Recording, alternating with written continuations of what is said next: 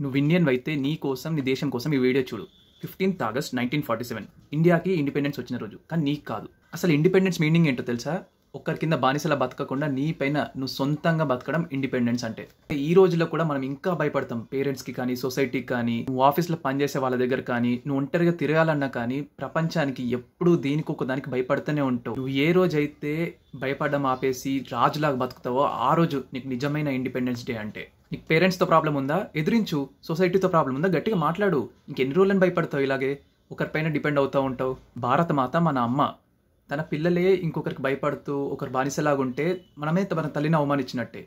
నువ్వు అనొచ్చు, నీకేంటి ఎన్నని చెప్తూ ప్రాబ్లం ఫేస్ చేసేది లేదు కదా అంటే, నువ్వు ఒకటి గుర్తుపెట్టుకో, మనకి ఇండిపెండెన్స్ అంత ఈజీగా రాలేదు. అంత పవర్ఫుల్ అయిన బ్రిటిష్ వాళ్ళనే ఓడించామంటే ఈ ప్రాబ్లమ్స్ మనకు పెద్ద లెక్క ఏం కాదు. ఈ సమస్యల్ని పోరాడి ఎదిరించి అప్పుడు చెప్పు, నేను బానిసని కాదు, నేను రాజునే అని. 15th August లోపు నువ్వు మారి నిజమైన ఇండిపెండెన్స్ డేని సెలబ్రేట్ చేసుకో. రాజ్యంలో ఒక్కడే రాజు ఉంటాడు, కానీ ఒక దేశంలో ప్రతి ఒక్కరూ రాజే. ఇది మన ఛానల్ BSK Spark. ఇంకా వీడియోస్ వస్తాయి ఇండిపెండెన్స్ డే మీద. మిస్ అవ్వకూడదంటే వెంటనే ఫాలో చేసుకోండి.